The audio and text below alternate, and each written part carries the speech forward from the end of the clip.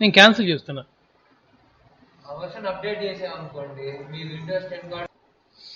Right. So జావాని మనం dynamic language అంటాం.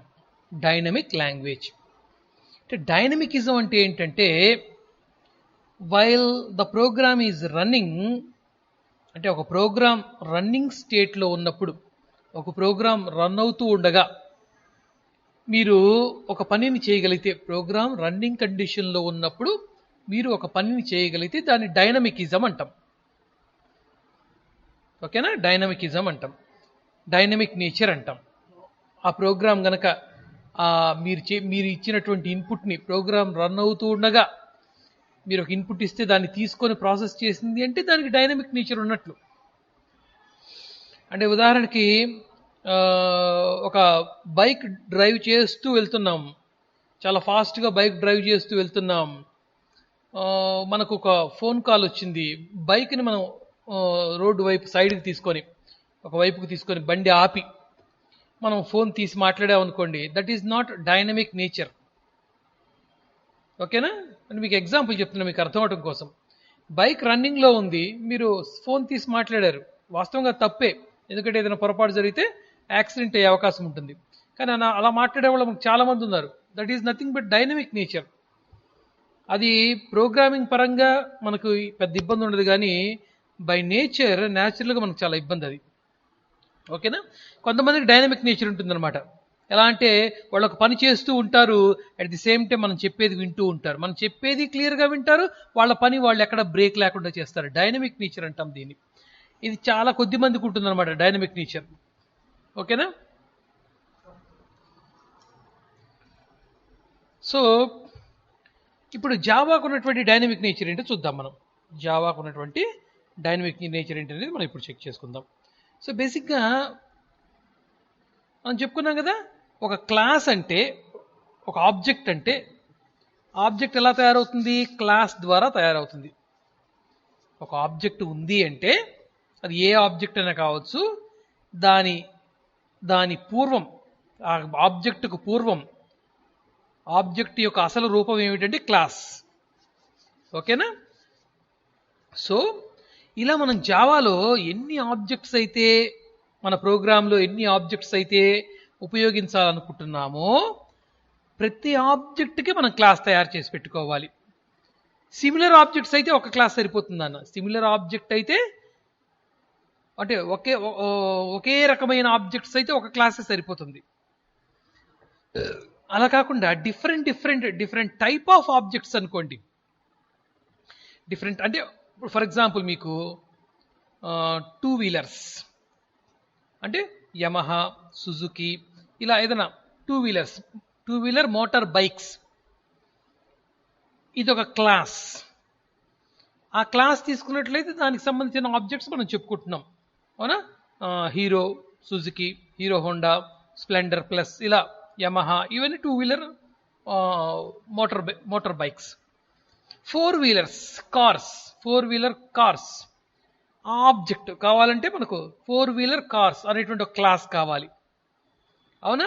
సో మనం ఆబ్జెక్ట్ మారింది అంటే దాని క్లాస్ కూడా మారుతుంది. మనం కార్ చూస్తున్నాము అంటే it's a 4 wheeler motor vehicle.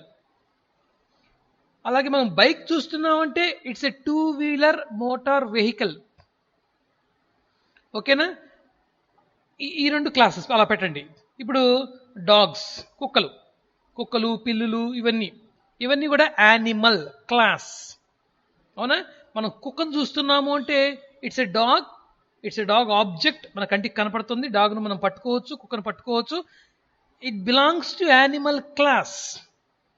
మన కారు ఉంది, 4 వీలర్ మోటార్ వెహికల్ క్లాస్. మనకు 2 వీలర్ ఉంది, మనకి యమహా బైక్ ఉంది మన దగ్గర. యమహా బైక్ మన కంటికి కనిపించేటువంటి ఆబ్జెక్ట్ అయితే అది ఏ తరగతికి సంబంధించింది? 2 వీలర్ మోటార్ వెహికల్. కారేమో 4 వీలర్ మోటార్ వెహికల్ అనే క్లాసు. దాని ఒరిజినల్ రూపంలోకి వచ్చేసరికి ఆబ్జెక్ట్స్ మారుతి, స్విఫ్ట్ అని, బొలెరో అని, ఇలా రకరకాల కార్లు ఉంటాయి మనం కంటితో చూసేవి. ఓకేనా?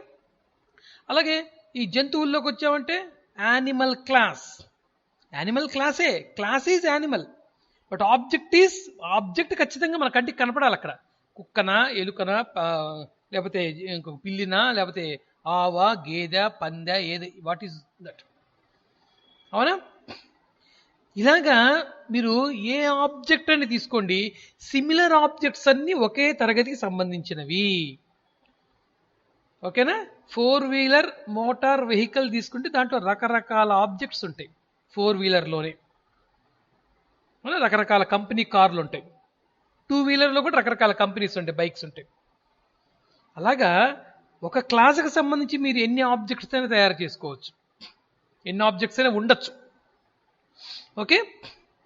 అయితే సపోజ్ ఫర్ ఎగ్జాంపుల్ మనం మన ప్రోగ్రాంలో ఒకటి కంటే ఎక్కువ డిఫరెంట్ టైప్ ఆఫ్ ఆబ్జెక్ట్స్ మనకు కావాలి అంటే డిఫరెంట్ టైప్ ఆఫ్ క్లాసెస్ కూడా కావాలి. అవునా కాదా? సో మనకి ఇక్కడ బైక్ అనేటువంటి ఆబ్జెక్ట్ కావాలి, కార్ అనే ఆబ్జెక్ట్ కావాలి, డాగ్ అనే ఆబ్జెక్ట్ కావాలి. అంటే డాగ్ అనేది యానిమల్ క్లాస్, అంటే యానిమల్ క్లాస్ ఉండాలి మన ప్రోగ్రాంలో. ఇది కార్ అనేది 4-వీలర్ మోటార్ వెహికల్ కాబట్టి ఆ క్లాస్ మన ప్రోగ్రాంలో ఉండాలి. అలాగే యమహా బైక్ ఆబ్జెక్ట్, ఇది 2-వీలర్ మోటార్ వెహికల్ అనేటువంటి క్లాస్కి అంటే ఈ 3 క్లాసెస్ మన ప్రోగ్రాంలో ఉండాలి. ఉంటేనే ఆ 3 ఆబ్జెక్ట్స్ని మనం క్రియేట్ చేయగలం. ఒక ఆబ్జెక్ట్ క్రియేట్ అవ్వాలంటే ముందు క్లాస్ ఉండాలి. అర్థమవుతుంది కదా?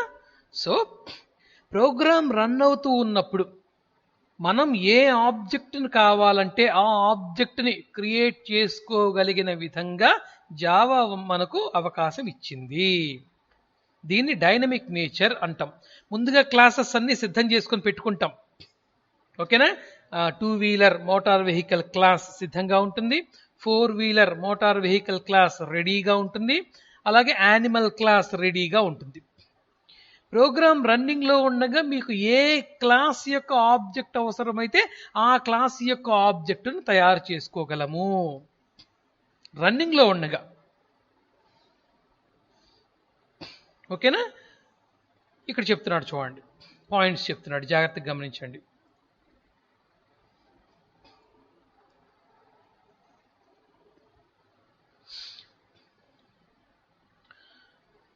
First, Java is dynamic language. అవునా? జావా అనేది డైనమిక్ లాంగ్వేజ్. ఎందుకట? It supports dynamic loading of classes. Dynamic loading of classes ఎక్కడికి లోడ్ అవుతాయి? జేవిఎం యొక్క మెమరీలోకి లోడ్ అవుతాయి. జేవిఎం యొక్క మెమరీలోకి లోడ్ అవుతాయి. క్లాసెస్ లోడ్ అవటం అంటే ఏమిటి? మనం ఒక క్లాస్ తీసుకున్నాం, ఆ క్లాస్కి ఆబ్జెక్ట్ క్రియేట్ చేసినప్పుడు మాత్రమే దానికి మెమరీ కావాలి, అంతే కదా? ఇప్పుడు ఫర్ ఎగ్జాంపుల్ మన దగ్గరికి ఎవరైనా వచ్చి నీకు యానిమల్ తెలుసా అని అడిగారు అనుకోండి. యానిమల్ అంటే వాట్ యానిమల్, విచ్ యానిమల్, వెంటనే మన క్వశ్చన్ వస్తుంది. అంటే మన బ్రెయిన్లోకి ఎలాంటి ఆలోచన రాదు అక్కడ.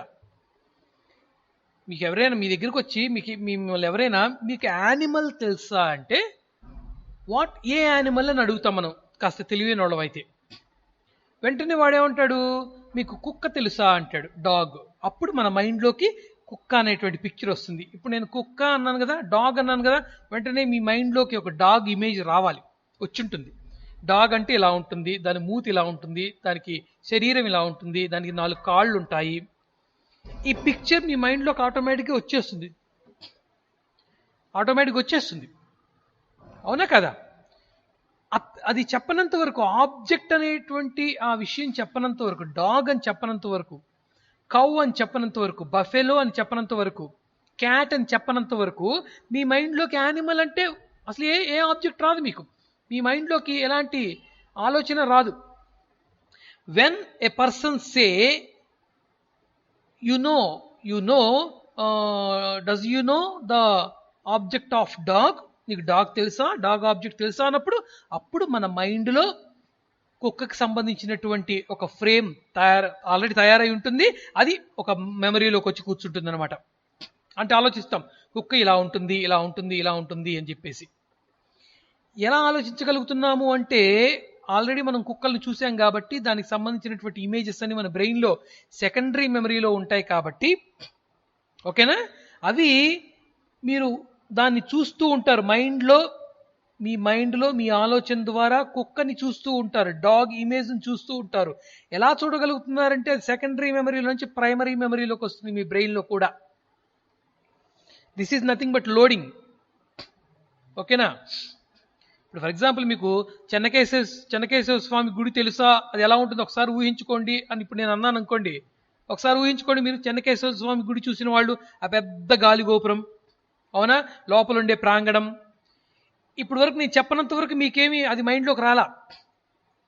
ఇప్పుడు నేను చెప్పంగానే చూసిన వాళ్ళకి, ఆ టెంపుల్ చూసిన వాళ్ళకి ఖచ్చితంగా మనకు ఆ బ్రెయిన్లోకి ఆ పెద్ద గోపురం, లోపల ఉండేటువంటి ప్రాంగణం, ఇవన్నీ చక్కగా కనపడతాయి. మరి ఇప్పుడు వరకు కనపడలేదు కదా మన బ్రెయిన్లో. ఇప్పుడు ఎలా కనపడ్డాయి అంటే అవన్నీ సెకండరీ స్టోరేజ్లో ఉన్నాయి. ఇప్పుడు నేను చెప్పంగానే వెంటనే మీరు ఆ సెకండరీ స్టోరేజ్లో ఉన్న ఆ దేవాలయానికి సంబంధించినటువంటి పిక్చర్ బయటికి తీసి ప్రైమరీ మెమరీలో స్టోర్ చేసి మీరు దాన్ని విజువలైజ్ చేశారు, చూడగలిగారు. ఓకేనా? అంటే మీరు ఎప్పుడు ఏది కావాలంటే దాన్ని మీ ప్రైమరీ మెమరీలోకి తెచ్చుకోగలుగుతున్నారు. This is nothing but dynamic nature. ఓకేనా? అది మీకు కూడా ఉంటుంది, మనకు కూడా ఉంటుంది, దాన్ని ఎవరు ఆపలేరు. ఇప్పుడు నేను మిమ్మల్ని అలా సపోజ్ మన సినిమా హీరోలు మహేష్ బాబు ఎలా ఉంటాడు ఒకసారి మీరు గుర్తుకు తెచ్చుకోండి అనగానే టక్మని మీ మైండ్లోకి వాడి పిక్చర్ వచ్చేస్తుంది, ఆ హీరోది, ఆ యాక్టర్ది మీకు పిక్చర్ వచ్చేస్తుంది. మీరు ఊహించొద్దు, ఎవరు ఊహించొద్దు అని నేను ఇక్కడి నుంచి ఎన్ని కేకలేసినా కూడా, అరిచినా కూడా మీ ఆలోచన ఖచ్చితంగా అటువైపు వెళ్తుంది. ఎందుకంటే మీకు మీ బ్రెయిన్లో ఆ డైనమిక్ నేచర్ ఉంది కాబట్టి ఎక్స్టర్నల్గా ఎక్స్టర్నల్ సోర్స్ అయినటువంటి నేను మిమ్మల్ని ఆపలేను ఆ ఆలోచన నుంచి. మీ కాన్సెప్ట్ అర్థమై ఉండాలి ఈ పాటికి. ఓకేనా? సో నేను చెప్పంగానే, ఒక ఆబ్జెక్ట్ గురించి చెప్పంగానే మీ బ్రెయిన్లో ఉన్నటువంటి సెకండరీ స్టోరేజ్లో ఉన్నటువంటి ఆ వ్యక్తి లేదా ఆ యొక్క ప్లేస్, దేవాలయం, లేదా ఆ యొక్క ఆబ్జెక్ట్, 2-వీలర్ లేదా డాగ్, ఆ యొక్క పిక్చర్ని ప్రైమరీ మెమరీలోకి తీసుకొని వచ్చి మీరు విజువలైజ్ చేయగలుగుతున్నారు కదా. ఈ చేయటాన్ని మీ పక్కనే ఉన్నటువంటి మీ తమ్ముళ్ళు చెల్లెలు కూడా ఆపలేరు, ఎందుకంటే అది డైనమిక్ నేచర్. ఓకేనా? అయితే ఇవన్నీ మీ బ్రెయిన్లో ఉండాలి, ఉంటేనే అవి మీకు ప్రైమరీ మెమరీలోకి రాగలవు. ఓకేనా? సో ఫర్ ఎగ్జాంపుల్ మీరు చూడనటువంటి విషయం గురించి నేను అడిగాను అనుకోండి, మీకు ఎలాంటి ఆలోచన రాదు. మీకు ఎలాంటి ఆలోచన రాదు అసలు. మీరు చూడలేరు, దాన్ని మీ మైండ్లో విజువలైజ్ చేయలేరు. I think the concept is clear. మీకు అర్థమైంది అనుకుంటున్నాను కాన్సెప్ట్. సో జావాని డైనమిక్ లాంగ్వేజ్ అన్నాం. ఎందుకన్నామంటే జావాలో ప్రోగ్రాంలో మనం ఒకటి కంటే ఎక్కువ క్లాసెస్ రాసి పెట్టుకుంటాం. మీరు ఏ క్లాస్ కావాలంటే ఆ క్లాస్ని మీరు లోడ్ చేసుకోవచ్చు, అంటే ఆ ఆబ్జెక్ట్ని క్రియేట్ చేసుకోవచ్చు. ఎప్పుడు? While the program is running. Program రన్నింగ్లో ఉండగానే మీరు ఏ ఆబ్జెక్ట్ కావాలంటే ఆ క్లాస్ నుంచి ఆ ఆబ్జెక్ట్ని తయారు చేసుకోగలరు. ఇది జావా ఇచ్చేటువంటి ఒక బెస్ట్ ఫీచర్ మనకు. డైనమిక్ నేచర్ అంటాం దీన్ని. ఏది కావాలంటే ఏది వద్దంటే దాన్ని తీసేస్తాం, ఏది వద్దు అనుకుంటే ఆ ఆబ్జెక్ట్ని క్యాన్సిల్ చేసుకుంటాం, దాని మెమరీని క్యాన్సిల్ చేసేస్తాం. ఏది అవసరం అనుకుంటే ఆ ఆబ్జెక్ట్ క్రియేట్ చేసుకుంటాం, దానికి మాత్రమే మెమరీని అలాట్ చేయించుకుంటాము. అర్థమవుతుందా? ఇప్పుడు నేను మీకు చెప్తున్నంతసేపు నా మాటలు వినపడుతున్నాయి మీకు. ఇప్పుడు మిమ్మల్ని అడుగుతున్నాను, ఒక క్వశ్చన్ అడుగుతున్నాను, మీరు దాన్ని విజువలైజ్ చేస్తారు. నేనేం అడుగుతున్నానో ఒకసారి ఊహించండి. నేనేం అడగబోతున్నానో ఒక బొమ్మను ఊహించుకోమని చెప్తాను ఇప్పుడు నేను, ఒక ఆబ్జెక్ట్ని. మీరు ఊహించలేరు, ఏం అడుగుతానో తెలియదు కదా. ఏం అడుగుతానో తెలియనప్పుడు మీరు ఏ ఆబ్జెక్ట్ని మీ మైండ్లో నుంచి తీసి విజువలైజ్ చేయగలరు? అవునా కదా? ఇప్పుడు నేను అడుగుతున్నాను చూడండి, ఇప్పుడు నేను అడుగుతున్నాను. ఓకేనా? సో మనకు ఈ బాహుబలి సినిమాలో వాడు ఉన్నాడు కదా, కాలకేయుడు, రాక్షసుడు. ఇప్పుడు వాడిని మీ మైండ్లోకి తెచ్చుకోండి. అవునా? సినిమా చూస్తుంటే ఖచ్చితంగా మీ మైండ్లోకి వచ్చింటాడు. వాడి పళ్ళు, వాడి కళ్ళు, వాడి శరీరం, వాడి వికృతమైనటువంటి ఆకృతి. అవునా కదా? సో ఇప్పుడు నేను ఇది అడిగేంత వరకు బహుశా మీకు ఇది అడుగుతాను అన్న విషయం మీకు తెలియదు. ఓకేనా? నేను అడగంగానే మీరు సెకండరీ మెమరీలో ఆ యొక్క ఇమేజ్ని తీసుకొని వచ్చి ప్రైమరీ మెమరీలో పెట్టుకోగలిగారు కాబట్టి మీ బ్రెయిన్లో మీరు కంటితో చూడకుండానే ఆ యొక్క వ్యక్తిని విజువలైజ్ చేయగలిగారు. This is nothing but dynamic nature. ఇది జావాలో కూడా ఉంటుంది. Okay, I think you understand the concept. So it means, మూడో పాయింట్ చూడండి, it means classes are loaded on demand. మనం ఏది అడిగితే, ఏ క్లాస్ అడిగితే, అయితే క్లాస్ ఉండాలమ్మా, క్లాస్ మనం ప్రోగ్రామ్ రాసి పెట్టుకొని ఉండాలి. ఏ క్లాస్ అడిగితే ఆ క్లాస్ లోడ్ అవుతుంది, ఆ ఆబ్జెక్ట్ లోడ్ అవుతుంది. ఓకేనా? దీన్ని డైనమిక్ నేచర్ అంటాం. ఇవి కాకుండా సిలో C++లో ఉన్నటువంటి ఫంక్షన్స్ ఏవైతే ఉన్నాయో, సిలో C++లో ఉన్నటువంటి ఫంక్షన్స్ని మనం జావాకు సంబంధించి నేటివ్ ఫంక్షన్స్ అంటాం. నేటివ్ అంటే అర్థం ఏంటంటే, ఇప్పుడు మిమ్మల్ని ఎవరైనా మీ నేటివ్ ప్లేస్ ఏంటి అని అడుగుతారు. మీ నేటివ్ ప్లేస్ అంటే ఏంటి? మీ నాన్న. అవునా? మనం పితృస్వామ్య వ్యవస్థ నడుస్తోంది ప్రస్తుతం కాబట్టి, ఒకప్పుడు మాతృస్వామ్య వ్యవస్థ నడిచేది. అవునా? ఒకప్పుడు తల్లి అధికారంలో ఉండేది అనమాట. ఒకప్పుడు తల్లి చేతిలోనే ఉండేది మొత్తం కూడా, స్త్రీ చేతుల్లో ఉండేది. ఆ తర్వాత మనకు పితృస్వామ్య వ్యవస్థ వచ్చింది.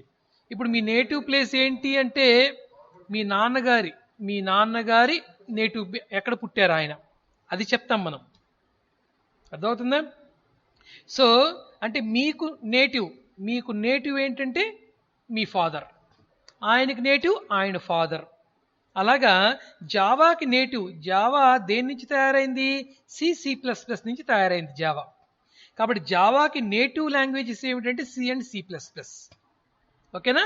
సో సిలో C++లో ఉన్నటువంటి ఫంక్షన్స్ను కూడా మనం జావాలోకి తెచ్చుకోగలము. This is also dynamic nature. ఓకేనా? అంటే నేను నా గుణాలనే, నా లక్షణాలనే, నా సబ్జెక్ట్నే నేర్చుకుంటాను అనుకోకుండా, నా పనినే చేసుకుంటాను అనుకోకుండా, నేను నా పూర్వీకుల, అంటే మా నాన్న చేసే పనిని కూడా నేను నేర్చుకోగలను, మా అమ్మ చేసే పనిని కూడా నేను నేర్చుకోగలను, మా తాత చేసే పనిని కూడా నేను నేర్చుకోగలను అనే నేచర్ ఉంది చూసారా? కొంతమందికే ఉంటుంది, అది కొద్ది మందికి. దిస్ ఈజ్ డైనమిక్ నేచర్. Dynamic nature. ఒక ఇంట్లో ఒక అమ్మ చక్కగా మంచి డిజైన్స్గా అల్లుతూ ఉంటుంది దారం పెట్టి. కొన్ని మన కొంతమంది పేరెంట్స్కి ఆ లక్షణం ఉంటుందన్నమాట. అది సపోజ్ ఆ తల్లికి ఒక 3 పిల్లలు ఉన్నారనుకోండి, ఒకళ్ళకే వస్తుంది, బై నేచర్ వచ్చేస్తుంది. ఒకళ్ళు నేర్చుకుంటారు, ఒకళ్ళు నేర్చుకోలేడు. ఈ నేర్చుకునే వాళ్ళు, ఆల్రెడీ వచ్చిన వాళ్ళు, వీళ్ళకి డైనమిక్ నేచర్ ఉన్నట్టు, ఆ లేని వాడికి లేనట్టు. వాడు నేర్చుకోలేడు, వాడికి లేదు. ఓకేనా? సో పేరెంట్స్ యొక్క పనులని మనం ఎప్పుడైతే, నా పనులు మాత్రమే కాకుండా నేను పేరెంట్ పనిని కూడా చేస్తాను అని ఎవరైతే అవి నేర్చుకోవడం మొదలు పెడతారో వాళ్ళకి డైనమిక్ నేచర్ ఉన్నట్టుగా మనం చెప్పుకోవచ్చు. సో జావా తన యొక్క ఫంక్షన్స్, తన యొక్క క్లాసెస్ను మాత్రమే కాకుండా C++లో ఉన్నటువంటి ఫంక్షన్స్ను కూడా అవసరమైతే అడాప్ట్ చేసుకోగలదు, తీసుకోగలదు. ఓకేనా? దిస్ ఈజ్ డైనమిక్ నేచర్. Next, interpreted. సో బేసిక్గా మీరు చాలా లాంగ్వేజెస్, C కానీ C++ కానీ ఇలాంటి లాంగ్వేజెస్ తీసుకుంటే వీటికి బేసిక్గా కంపైలేషన్ జరుగుతుంది. కంపైలేషన్ అనే కాన్సెప్ట్ దాంట్లో ఉంటుంది సిలో. తర్వాత లింకింగ్ ఉంటుంది. ముందు కంపైలేషన్ అప్పుడు కంప్లీట్గా ఏమవుతుందంటే మనకు అదంతా బైనరీ కోడ్గా మార్చబడుతుంది సిలో. ఆ తర్వాత లింకింగ్ జరుగుతుంది. లింకింగ్ అంటే ఏంటి? ఆల్రెడీ బైనరీ కోడ్లో ఉన్నటువంటి కొన్ని ఫైల్స్ని దీనికి జత చేయటం, ఈ ఆబ్జెక్ట్ కోడ్కి జత చేయటం, దీన్ని లింకింగ్. ఆ తర్వాత రన్ చేస్తాం మనం ప్రోగ్రామ్ని. కొన్ని లాంగ్వేజెస్ ఉంటాయి. ఇప్పుడు పైథాన్ తీసుకున్నాం అనుకోండి, పైథాన్ లాంగ్వేజ్, అక్కడ కంపైలేషన్ ప్రాసెస్ ఉండదు, ఇంటర్ప్రిటేషన్ జరుగుతుంది అక్కడ. ఇంటర్ప్రిటేషన్ అంటే అర్థం ఏంటంటే, కంపైలేషన్కి ఇంటర్ప్రిటేషన్కి వచ్చే తేడా చెప్తాను చూడండి. కంపైలేషన్లో మీరు కోడ్ మొత్తాన్ని ఒకసారి కంపైల్ చేస్తారు. అదేం చేస్తుందంటే కోడ్ మొత్తాన్ని కంపైల్ చేసేస్తుంది. అంటే 1వ లైన్ నుంచి 100వ లైన్ వరకు మీరు ఎన్ని లైన్స్ రాస్తుంటారో అన్ని లైన్స్ని ఒక్కసారి మెషిన్ లాంగ్వేజ్లోకి మార్చేస్తుంది. This is compilation. అన్ని జరిగిపోతాయి. జరిగిన తర్వాత ఏ లైన్లో ఏ తప్పు ఉందో ఒకసారి చూపెడుతుంది. జాగ్రత్తగా అర్థం చేసుకోండి. కంపైలేషన్ అంటే అర్థం ఏంటంటే, మీరు 100 లైన్ల ప్రోగ్రామ్ రాశారు సిలో, Alt F9 ప్రెస్ చేస్తారు, 100 లైన్స్ కంపైల్ అయిపోతాయి. 100 లైన్స్ మెషిన్ భాషలోకి మార్చబడతాయి. అయితే ఈ మార్చేటప్పుడు ఎక్కడైనా తప్పు ఉందనుకోండి, 1వ లైన్లో తప్పుంది, 10వ లైన్లో తప్పుంది, 30వ లైన్లో తప్పుంది, 70వ లైన్లో తప్పుంది, ఈ 4 తప్పుల్ని తప్పులుగా చూపెడుతుంది అనమాట. నేను కంపైల్ చేయలేకపోతున్నాను, కంపైల్ చేయలేకపోవడానికి కారణం ఇదిగో ఈ 4 తప్పులు అని చెప్పేసి మీకు సిలో మీరు చూసే ఉంటారు. తప్పులు వచ్చినప్పుడు కింద వైపు చూపిస్తుంది మీకు తప్పుల్ని. తప్పులేమి లేవనుకోండి, మొత్తం కోడ్ మొత్తాన్ని ఒకేసారి మెషిన్ భాషలోకి మార్చేస్తుంది. మార్చిన దాన్ని మనం కంప్యూటర్కి ఇస్తాం, ఆపరేటింగ్ సిస్టమ్కి ఇస్తాం, అది ఒక్కొక్క లైన్ని ఎగ్జిక్యూట్ చేసుకుంటూ వచ్చేస్తుంది అనమాట. అంటే ముందు మారుస్తాం, ముందు మెషిన్ భాషలోకి మారుస్తాం, అన్ని లైన్స్ని మారుస్తాం, మార్చటంలో తప్పులు ఏమన్నా వస్తే ఆ తప్పుల్ని సరి చేసుకుంటాం, తప్పులేమి లేకుండా పూర్తిగా ఆ 100 లైన్లని మెషిన్ భాషలోకి మార్చేస్తాం. మార్చిన తర్వాత లింకింగ్ జరుగుతుంది. లింకింగ్ తర్వాత ఈ కోడ్ మొత్తాన్ని ఆపరేటింగ్ సిస్టమ్ చేతికి ఇస్తాం, ఎగ్జిక్యూట్ చేయమ్మా అని చెప్పేసి ఆపరేటింగ్ సిస్టమ్ చేతిలో పెడతాం. ఆపరేటింగ్ సిస్టమ్ ఒక్కొక్క లైన్ని తీసుకొని, అవునా, ప్రింట్ఎఫ్ ఎంటర్ ఏ వాల్యూ అంటారు, అది ఎగ్జిక్యూట్ అవుతుంది. మీరు చూస్తారు, స్కాన్ఎఫ్ రాస్తారు, కింద మీరు వాల్యూ ఇస్తారు, అది తీసుకుంటుంది. ఇలాగ లైన్ బై లైన్ ఎగ్జిక్యూషన్ జరుగుతుంది. అంటే ఇక్కడ కంప్లీట్గా మీకు 2 పనులు జరిగినాయి, ఒకటి కంపైలేషన్, 2 ఎగ్జిక్యూషన్. ఈ ఎగ్జిక్యూషన్ ప్రాసెస్ని మనం ఏమంటాం అంటే ఇంటర్ప్రిటేషన్ అంటాం. ఏమంటాం? ఇంటర్ప్రిటేషన్ అని కూడా అంటాం. సహజంగా దాన్ని అనకూడదు, మీకు అర్థం అవడం కోసం చెప్తున్నాను. కోడ్ని ఎగ్జిక్యూట్ చేయటం అంటారు నాన్న, కోడ్ని ఎగ్జిక్యూట్ చేయటం. ఎగ్జిక్యూట్ చేయడానికి ముందు కంపైలేషన్ జరుగుతుంది. కంపైలేషన్ అప్పుడు ఏం జరుగుతుంది? మనం రాసిన 100 లైన్లు పూర్తిగా మెషిన్ భాషలోకి మార్చబడతాయి. మార్చిన తరువాత ఆ 100 లైన్ల కోడ్ని ఆపరేటింగ్ సిస్టమ్ చేతికి అప్పగిస్తే అప్పుడు operating system line by line execute చేసుకుంటూ వస్తుంది. ఇది కంపైలేషన్. ఇప్పుడు ఇంటర్ప్రిటేషన్ గురించి చెప్తాను నేను. ఇంటర్ప్రిటేషన్ పైథాన్ లాంగ్వేజ్ని ఇంటర్ప్రిటెడ్ లాంగ్వేజ్ అంటాం. ఇక్కడ ఏం జరుగుతుందంటే, ఇక్కడ కంపైలేషన్ జరగదు. కంపైలేషన్లో 100 లైన్లు ఉంటే 100 లైన్లు ముందు మెషిన్ భాషలోకి మార్చబడుతుంది కదా, ఇక్కడ అలా మార్చబడదు. ముందు ఒక లైన్ తీసుకుంటుంది. మీరు 10 లైన్లు రాశారనుకోండి, పైథాన్లో ఒక ప్రోగ్రామ్ 10 లైన్లు రాశారనుకోండి, ఫస్ట్ లైన్ తీసుకుంటుంది, దాన్ని మెషిన్ భాషలోకి మార్చి ఎగ్జిక్యూట్ చేసేస్తుంది. అంటే మెషిన్ భాషలోకి మార్చడము, ఎగ్జిక్యూట్ చేయటము 2 జరిగిపోతాయి అక్కడ. కంపైలేషన్ అప్పుడు ఏం జరుగుతుంది? అన్ని లైన్స్ మెషిన్ భాషలోకి మార్చిన తర్వాత అప్పుడు ఎగ్జిక్యూషన్ మొదలవుతుంది లైన్ బై లైన్. ఇప్పుడు ఇక్కడ అలా కాదు, 10 లైన్లు ప్రోగ్రామ్ రాశారు, 100 లైన్లు ప్రోగ్రామ్ రాశారు పైథాన్లో, ముందు ఒక్క లైన్ తీసుకుంటుంది, మొదటి లైన్ తీసుకుంటుంది. ఫస్ట్ లైన్ తీసుకొని దాన్ని మెషిన్ భాషలోకి మార్చి వెంటనే దాన్ని ఎగ్జిక్యూట్ చేసేస్తుంది. అంటే లైన్ బై లైన్ అటు కంపైలేషన్ జరిగిపోతుంది, ఎగ్జిక్యూషన్ కూడా జరిగిపోతుంది అనమాట. ఎక్కడికక్కడ జరిగిపోతుంది అది. సపోజ్ రెండవ లైన్ ఇంటర్ప్రిట్ చేసేటప్పుడు, ఇంటర్ప్రిటేషన్ అంటాం దాన్ని. ఇంటర్ప్రిటేషన్ అంటే ఆ మెషిన్కి అర్థమయ్యేటువంటి రీతిలో మార్చి ఎగ్జిక్యూట్ చేయడాన్ని ఇంటర్ప్రిటేషన్ అంటాం. సెకండ్ లైన్ ఇంటర్ప్రిట్ చేయడంలో తప్పు వచ్చింది అనుకోండి, తప్పుందిరా బాబు అని చూపెడుతుంది, తప్పుంది అని చూపెడుతుంది. మళ్ళీ ఆ తప్పు ప్రోగ్రామ్ ఓపెన్ చేసి మళ్ళీ ఆ తప్పును సరి చేసుకుంటాం. మళ్ళీ మొదటి నుంచి మొదలు పెడుతుంది, మళ్ళీ ఫస్ట్ లైన్ తీసుకుంటుంది, ఫస్ట్ లైన్ వరకు మెషిన్ భాషలోకి మారుస్తుంది, ఫస్ట్ లైన్ ఎగ్జిక్యూట్ చేస్తుంది, సెకండ్ లైన్ తీసుకుంటుంది. ఇప్పుడు సెకండ్ లైన్ తప్పును సరి చేసాం కదా మనం, ఇక సెకండ్ లైన్ తప్పు ఏం రాదు. సెకండ్ లైన్ తీసుకుంటుంది, సెకండ్ లైన్ మళ్ళీ ఇంటర్ప్రిట్ చేస్తుంది. ఇంటర్ప్రిట్ చేసి అంటే కంపైల్ చేసి, ఇంటర్ప్రిట్ చేసి మెషిన్ భాషలోకి మార్చి వెంటనే దాన్ని ఎగ్జిక్యూట్ చేస్తుంది. ఈసారి థర్డ్ లైన్ తీసుకుంటుంది, ఇంటర్ప్రిట్ చేస్తుంది, అంటే మెషిన్ భాషలోకి మారుస్తుంది, దాన్ని ఎగ్జిక్యూట్ చేస్తుంది. ఇప్పుడు ఫోర్త్ లైన్ తీసుకుంది, ఇప్పుడు ఇక్కడ తప్పు వచ్చింది, దానికి ఆపేస్తుంది, తప్పు వచ్చింది అని చూపెడుతుంది. మళ్ళీ మనం ఆ తప్పును సరి చేసుకుంటాం, మళ్ళీ మొదటి నుంచి మొదలు పెడుతుంది, మళ్ళీ మొదటి నుంచి పెడుతుంది అనమాట. మళ్ళీ ఫస్ట్ లైన్ తీసుకుంటుంది, ఇంటర్ప్రిట్ చేస్తుంది, ఎగ్జిక్యూట్ చేస్తుంది. ఇలాగా అది లైన్ బై లైన్ ఇంటర్ప్రిట్ చేయటం వల్ల మనకు కొంత టైం వేస్ట్ ప్రాసెస్ కూడా ఉంటుంది ఇక్కడ. ఓకేనా? సో కొన్ని లాంగ్వేజ్ అంటే దీనివల్ల ఉపయోగం ఏంటి అని మీరు అడగచ్చు. దీనివల్ల ఒక నష్టం ఉంది, సి ప్రోగ్రామింగ్ వల్ల ఒక లాభం కూడా ఉంది. సి ప్రోగ్రామింగ్లో ఒక్కసారి గనక అంటే మనకు వాస్తవంగా చెప్పాలంటే సి ప్రోగ్రామింగ్ అంటే ఇంటర్ప్రిటేషన్ మనకు వేగంగా జరుగుతుందమ్మా, వేగంగా. కానీ మెమరీ పరంగా మనకు ఇది సేవ్ చేస్తుంది. మెమరీ పరంగా ఇంటర్ప్రిటేషన్ అనేది మనకు సేవ్ అయి ఉంటుంది. అది ఎలాగో చెప్తాను నేను మీకు. ఫర్ ఎగ్జాంపుల్, ఇప్పుడు సి ప్రోగ్రామింగ్ లాంగ్వేజ్ తీసుకున్నాం, ఇది కొంచెం మనకు మీకు తెలియని సబ్జెక్ట్ కాబట్టి కొంచెం మనం జాగ్రత్తగా వెళ్ళాలి. అందుకనే మీకు ఇంత ఎక్స్ప్లెనేషన్ ఇవ్వాల్సి వస్తుంది. ఇంతవరకు అర్థమైంది కదా మీకు కంపైలేషన్కి ఇంటర్ప్రిటేషన్కి తేడా? కంపైలేషన్ అంటే అన్ని లైన్స్ ఒకేసారి మెషిన్ లాంగ్వేజ్లోకి మార్చబడతాయి, ఆ తర్వాత లైన్ బై లైన్ ఎగ్జిక్యూషన్ జరుగుతుంది. ఇంటర్ప్రిటేషన్ ఎలా ఉంటుంది? ఒక లైన్ తీసుకుంటుంది, దాన్ని ఇంటర్ప్రెట్ చేస్తుంది, వెంటనే ఎగ్జిక్యూట్ చేసేస్తుంది. ఇది దానికి దీనికి తేడా అన్నమాట. ఓకేనా? సో జావా అనేది సి ప్రోగ్రామింగ్ లాంగ్వేజ్ కంపైలేషన్ జరుగుతుంది, పైథాన్ ఇంటర్ప్రిటేషన్ జరుగుతుంది. జావాలో కంపైలేషన్ జరుగుతుంది, ఇంటర్ప్రిటేషన్ కూడా జరుగుతుంది. రెండు కలిసి ఉండేటువంటి లాంగ్వేజ్ జావా. రెండు కలిసి ఉండేటువంటి లాంగ్వేజ్ జావా. చాలా లాంగ్వేజెస్ కంపైలేషన్ జరుగుతాయి, కొన్ని లాంగ్వేజెస్ ఇంటర్ప్రిటేషన్ జరుగుతాయి. కానీ జావాలో కంపైలేషన్ జరుగుతుంది సి లాంగ్వేజ్లో మాదిరిగా, పైథాన్లో జరిగినట్టుగా ఇంటర్ప్రిటేషన్ కూడా జరుగుతుంది. ఓకేనా? ఇప్పుడు పాయింట్లోకి వెళ్దాం. చూడండి, మరీ డెప్త్కి వెళ్తే మీరు మళ్ళీ ఇబ్బందులో పడతారు. Right. Java byte code is translated on the fly. Java bytecode is translated on the fly to native machine instructions and is not stored anywhere. ఓకేనా? సో బేసిక్గా మనకి ఇక్కడ జావా బైట్ కోడ్ ఉందనుకోండి, జావా బైట్ కోడ్ని మనం ఇప్పుడు C language తీసుకుందాం అమ్మ, మీరు కన్ఫ్యూజ్ అవ్వద్దు. ఎక్కడ సి లాంగ్వేజ్ తీసుకుందాం.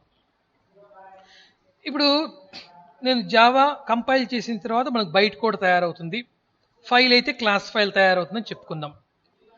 సిలో, సి లాంగ్వేజ్లో ఇక్కడ చూడండి ఎన్ని ఫైల్స్ తయారవుతాయి. సి ప్రోగ్రామ్లో మీరు రాసే ప్రోగ్రామ్ ఒకటి డాట్ సితో ఉంటుంది, కంపైల్ చేస్తే డాట్ ఆబ్జెక్ట్ ఫైల్ తయారవుతుంది, తర్వాత దాన్ని లింక్ చేసిన తర్వాత డాట్ ఈఎక్స్ఈ ఫైల్ తయారవుతుంది. నేను మీకు చెప్పాను ఈఎక్స్ఈ ఫైల్ తయారవుతుంది అంటే 3 ఫైళ్ళు అయినాయి, 3 ఫైల్స్. ఒకవేళ మనం ఎప్పుడైనా మన ప్రోగ్రామ్ని పోగొట్టుకుంటామేమో అని చెప్పేసి సి లాంగ్వేజ్ ఏం చేస్తుందంటే దానికి ఒక డూప్లికేట్ ఫైల్ తయారు చేస్తుంది మన ప్రోగ్రామ్కి. దాన్ని బిఏకే ఫైల్ అంటారు, బ్యాకప్ ఫైల్ అంటారు. అంటే మనం రాసినటువంటి ఒక 10 లైన్ల ప్రోగ్రామ్కి సంబంధించిన సి ఫైల్కి అదనంగా 3 ఫైళ్ళు తయారవుతాయి, 3 ఫైల్స్. ఎంత మెమరీ చూడండి సార్, ఇక్కడ ఎంత మెమరీ సి లాంగ్వేజ్కి సంబంధించి, అవునా? అయితే ఇక్కడ అడ్వాంటేజ్, ఇక్కడ మెమరీ వేస్ట్ జరిగిందని అనుకున్నాం కానీ సి లాంగ్వేజ్లో ఎగ్జిక్యూషన్ చాలా వేగంగా జరుగుతుంది, ఇక్కడ కొంచెం స్లో అవుతుంది. ఇంటర్ప్రిటేషన్ కదా, కొంచెం స్లో అవుతుంది. అయితే సిలో మెమరీ వేస్ట్ అవుతుంది మనకు. మనం రాసిన program, object file, executable file, BAK file, 4 files తయారవుతాయి. కానీ జావాలో తీసుకున్నట్లయితే 2 ఫైల్సే ఉంటాయి. మనం రాసిన ప్రోగ్రామ్ ఒకటి, బైట్ కోడ్ ప్రోగ్రామ్ ఒకటి. కంపైల్ చేసిన తర్వాత బైట్ కోడ్ తయారవుతుంది కదా, ఆ బైట్ కోడ్ ప్రోగ్రామ్ ఒకటి. ఇప్పుడు ఈ బైట్ కోడ్ ప్రోగ్రామ్ని మీరు నేరుగా ఇంటర్ప్రెట్ చేయొచ్చు. ఓకేనా? సో బైట్ కోడ్ అంటే ఏ మెషిన్కి సంబంధం లేనటువంటి కోడ్ తయారవుతుంది. జావా ప్రోగ్రామ్ని కంపైల్ చేస్తే ఏ మెషిన్కి సంబంధం లేని కోడ్ తయారవుతుంది, దాన్ని బైట్ కోడ్ అంటాం. ఈ బైట్ కోడ్ని మీరు ఏ మెషిన్లో రన్ చేస్తారో అక్కడ ఆ బైట్ కోడ్ ఇంటర్ప్రెట్ అవుతుంది. ఇంటర్ప్రెట్ అంటే ఆ మెషిన్లో ఉన్నటువంటి జేవిఎం ఈ బైట్ కోడ్లో ఉన్నటువంటి ఒక లైన్ తీసుకుంటుంది, ఆ మెషిన్కి అనుగుణంగా మారుస్తుంది, ఎగ్జిక్యూట్ చేస్తుంది. రెండో లైన్ తీసుకుంటుంది, ఆ మెషిన్కి అనుగుణంగా మెషిన్ లాంగ్వేజ్లోకి మారుస్తుంది, ఇంటర్ప్రెట్ చేస్తుంది. దీన్ని ఎక్కడ సేవ్ చేయదు. మన సిలో మాదిరిగా ఈఎక్స్ఈ ఫైల్ తయారవటం ఇలా ఉండదు. జావా ప్రోగ్రామ్ రాస్తాం, కంపైల్ చేస్తాం, బైట్ కోడ్ తయారవుతుంది, క్లాస్ ఫైల్ అంటాం దీన్ని. ఈ 2 ఫైళ్ళు ఉండాల్సింది ఖచ్చితంగా. ఈ క్లాస్ ఫైలు లేదా బైట్ కోడ్ ఏ మెషిన్కి సంబంధించనిది, ఏ మెషిన్కి సంబంధం లేనిది. ఈ బైట్ కోడ్ని మీరు ఏ కంప్యూటర్లో తీసుకెళ్లి రన్ చేస్తారో ఆ కంప్యూటర్లో ఉండేటువంటి జేవిఎం, జావా వర్చువల్ మెషిన్ ఏం చేస్తుందంటే ఒక లైన్ తీసుకుంటుంది బైట్ కోడ్లో, ఆ మెషిన్ తగ్గట్టుగా ఏ మెషిన్లో అయితే రన్ చేస్తున్నారో ఆ మెషిన్కి తగినట్టుగా మెషిన్ లాంగ్వేజ్లోకి మార్చి నేరుగా ఎగ్జిక్యూట్ చేసేస్తుంది. మళ్ళీ సెకండ్ లైన్ తీసుకుంటుంది, థర్డ్ లైన్ తీసుకుంటుంది, ఫోర్త్ లైన్ తీసుకుంటుంది. ఇలాగా లైన్ బై లైన్ జరుగుతుంది. అర్థమవుతుందా? ఇక్కడ కూడా ఇంటర్ప్రిటేషన్లో కంపైలేషన్ పూర్తిగా జరిగిపోయిన తర్వాత బైట్ కోడ్ తయారవుతుంది. బైట్ కోడ్ తయారైంది అంటే కంపైలేషన్ జరిగేటప్పుడు ఎక్కడా తప్పులు రాలేదు అని అర్థం. కంపైలేషన్ జరిగేటప్పుడు వచ్చే తప్పులు ఏమిటి? సెమీకోలన్ లేదు, కామా మిస్ అయింది, డబుల్ కోట్స్ మిస్ అయినాయి, ఇవి కంపైలేషన్ మిస్టేక్స్. బైట్ కోడ్ తయారైపోయింది, ఎలాంటి కంపైలేషన్ తప్పులు లేవు, బైట్ కోడ్ తయారైపోయింది. ఇప్పుడు బైట్ కోడ్లో కూడా తప్పులు ఉండొచ్చు. ఎలాంటి తప్పులు అంటే, సపోజ్ మీరు a ఈజ్ ఈక్వల్ టు 10/0 అని రాశారు. a is equal to 10/0. 10ని 0తో భాగించి వచ్చినటువంటి కోషియంట్ వాల్యూని ఏలో స్టోర్ చేయమంటున్నారు. 10ని 0తో భాగించగలమా? అవునా? ఇది కంపైలేషన్ పరంగా తప్పు కాదు, కానీ ఇంటర్ప్రిటేషన్ పరంగా తప్పు. కంప్యూటర్ ఎగ్జిక్యూట్ చేయాలి కదా ఆ లైన్ని. కంప్యూటర్ ఎగ్జిక్యూట్ చేయాలంటే 10/0ని ఎలా ఎగ్జిక్యూట్ చేయమంటావురా బాబు అంటుంది. అది రన్ టైంలో వచ్చేటువంటి తప్పు, మిస్టేక్. సో కంపైల్ చేసిన తర్వాత బైట్ కోడ్ తయారవుతుంది. బైట్ కోడ్ ఏ మెషిన్కి సంబంధించినది, ఏ మెషిన్లో అయితే రన్ చేస్తామో అక్కడ ఉండేటువంటి జేవిఎం ఈ బైట్ కోడ్లో ఉన్నటువంటి ఒక్కొక్క లైన్ని తీసుకొని ఆ మెషిన్కి తగినట్టుగా మార్చి ఎగ్జిక్యూట్ చేయటం మొదలు పెడుతుంది. అంటే ఒక పైథాన్ చేసే పని చేస్తోంది, ఒక సి లాంగ్వేజ్ చేసే పని చేస్తోంది. కంపైలేషన్ జరిగింది, ఇంటర్ప్రిటేషన్ జరిగింది. అయితే సిలో ఒక్కసారి ఈఎక్సీ ఫైల్ తయారైంది అంటే ఇంకా అది వేగంగా జరిగిపోతూనే ఉంటుంది. ఒక్కసారి ఎగ్జిక్యూటబుల్ ఫైల్ తయారైంది అంటే వెంటనే ఇంకా ఎగ్జిక్యూషన్ జరిగిపోతుంది అనమాట. కానీ ఇక్కడ అలా కాదు, ఇది స్లో. జావాలో స్లో. ఎలాగ కంపైలేషన్ జరిగింది, మళ్ళీ ఇంటర్ప్రిటేషన్ జరగాలి కదా. ఇంటర్ప్రిటేషన్ ఏంటి? లైన్ బై లైన్ తీసుకోవటం, దాన్ని మెషిన్ లాంగ్వేజ్లోకి మార్చడం, దాన్ని ఎగ్జిక్యూట్ చేయటం, ఇలా లైన్ బై లైన్ జరుగుతుంది. అందుకని ఇంటర్ప్రిటేషన్ ఎక్కడైతే ఉంటుందో అక్కడ కొంచెం స్లో. ప్రోగ్రామింగ్ ప్రాసెస్ పరంగా స్లోగా ఉంటుంది, కానీ మెమరీ అనేది సేవ్ అవుతుంది. అదే కంపైలేషన్ ఉండేటువంటి లాంగ్వేజెస్ సి కానీ C++ కానీ ఇలాంటి లాంగ్వేజెస్ తీసుకున్నట్లయితే మనకు మెమరీ ఎక్కువ ఆక్యుపై చేస్తుంది, ఎగ్జిక్యూషన్ ప్రాసెస్ స్పీడ్గా ఉంటుంది. ఎగ్జిక్యూషన్ ప్రాసెస్ అనేది స్పీడ్గా ఉంటుంది. ఓకేనా? అది చెప్తున్నాడు వీడు ఇక్కడ. Java byte code is translated on the fly. అంటే అది గాలిలోనే ఉంటుంది అంటున్నాడు. అంటే ఎక్కడా కూడా ఈ బైట్ కోడ్కి ఇంకొక ఫైల్ తయారు కాదు, ఈఎక్సీ ఫైల్ లాగా తయారు కాదు. సిలో ఆబ్జెక్ట్ ఫైల్, ఇక్కడ బైట్ కోడ్, అంతే. ఇక్కడ ఆగిపోతుంది. సిలో ఈఎక్సీ కూడా తయారవుతుంది, సిలో బిఏకే కూడా తయారవుతుంది. ఇక్కడ ఏం తయారు కావు, ఇంకా 2 ఫైల్సే ఉంటాయి. So to native machine instructions and is not stored anywhere. ఎక్కడ కూడా ఈ బైట్ కోడ్ని మెషిన్ లాంగ్వేజ్లోకి అంటే ఇంటర్ప్రిట్ చేసేటప్పుడు, ఎగ్జిక్యూషన్ చేసేటప్పుడు ఇంకే ఫైలు తయారు కాదు అని చెప్తున్నాడు. The development process is more rapid since the linking is an incremental and light weight process. బేసిక్గా మీకు జావాలో ఉండేటువంటి ఒక గొప్ప ఫీచర్ ఏంటంటే, సపోజ్ మనం ఒక ప్రోగ్రామ్ రాసాం జావాలో.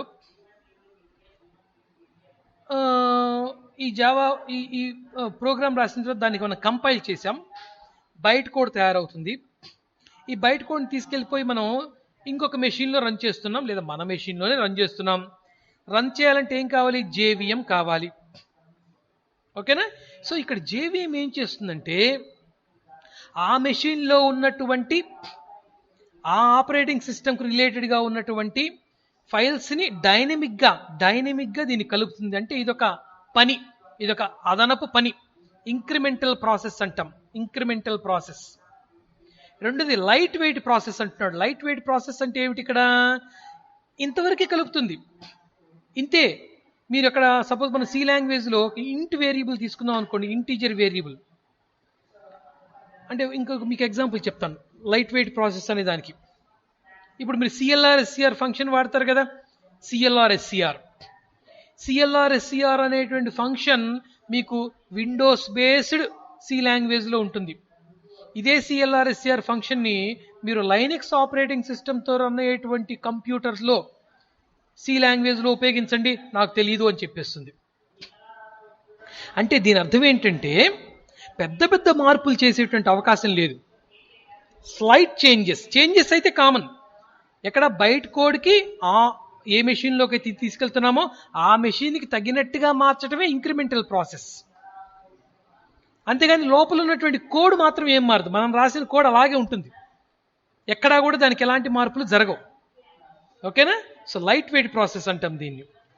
సో ఈ విధంగా జావా అనేది చిన్న మార్పులు మాత్రమే చేయటం ద్వారా ఎక్కడైనా సరే రన్ కాగలదు, ఇంటర్ప్రెట్ కాగలదు. ఓకేనా? సో టైం అయింది, ఇంతటితో ఆపుతున్నాను. రేపు హై పెర్ఫార్మెన్స్ అలాగే మిగతా 2 కాన్సెప్ట్స్ కూడా మనం చెప్పుకుందాం. ఈరోజు కొంచెం లెంగ్తీగా చెప్పాను నేను మీకు.